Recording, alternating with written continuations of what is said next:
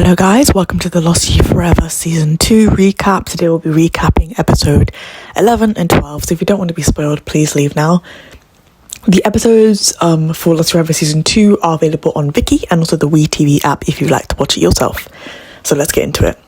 So in these two episodes,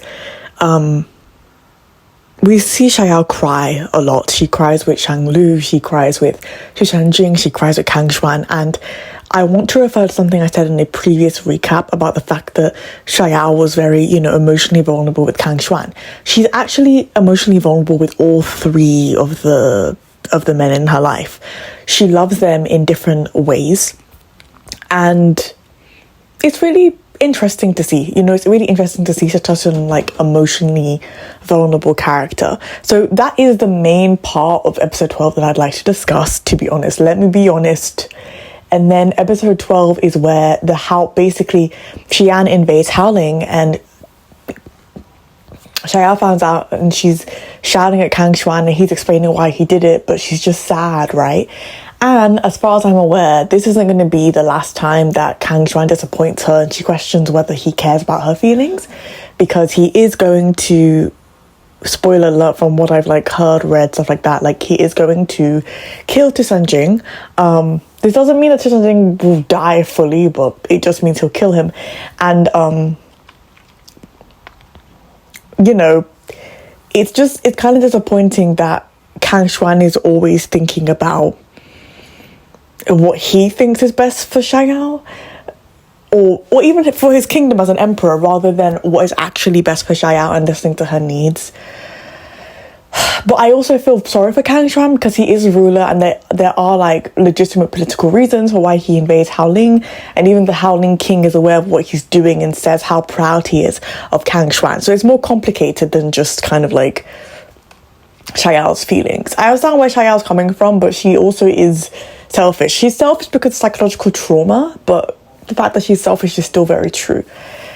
In addition to this, Tu Shanjing tries to propose to her, but basically she's like, I want to travel the world and do medicine, and he doesn't actually get to say the words, which in my opinion has more to do with the fact that Tu Shanjing really does live his life walking on eggshells, and he's always scared to say what he really thinks. So that's more of a him problem in my personal opinion, but that's just my opinion. And then also Tu Sanjing approaches Shanglu, basically asking him to get rid of the love bugs, and Shanglu saying that he's not going to, or he can't. But from what I know about that as well, which is another spoiler for later on in the show, should they do this, Kang Xuan will remove the love bugs from him and Xiao before he dies. So it's Tu Sanjing kind of wanting to hasten the process, and Shanglu basically telling him to sit down and calm down. So that is a major part of what happens. But I think the most important part of these episodes was that talking about your emotional trauma and also being vulnerable with people and just letting go of your emotions and just letting it all out is very important and therapeutic. And I think that's most of what these episodes were. I will add, I think that maybe it's because this is part 2 and we waited a whole year, and I might have felt differently had I watched it all together. But the war happening in episode 12, it felt so rushed, because basically, if you've watched it, the sequence, it basically begins with they invade at night, and it's this graphic, and then it moves on to the aftermath of the war and Xiao finding out, stuff like that. The whole thing just feels really, really rushed. These episodes are 45 minutes each, and I couldn't help but feel like I was on a trip, a fast track train. It was a bit crazy. So that's just my opinion, and I've seen teasers for 13 and 14.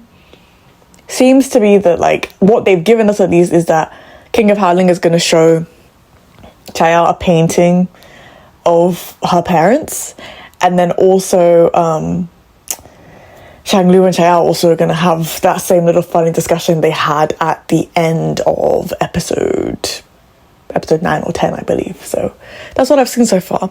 Let me know what you thought about these episodes in the comments below, or what you even think about the season so far, because it's going to be finishing pretty soon. If you like my videos, please like this video, and if you want to subscribe, please subscribe. Thank you so much for listening. Bye.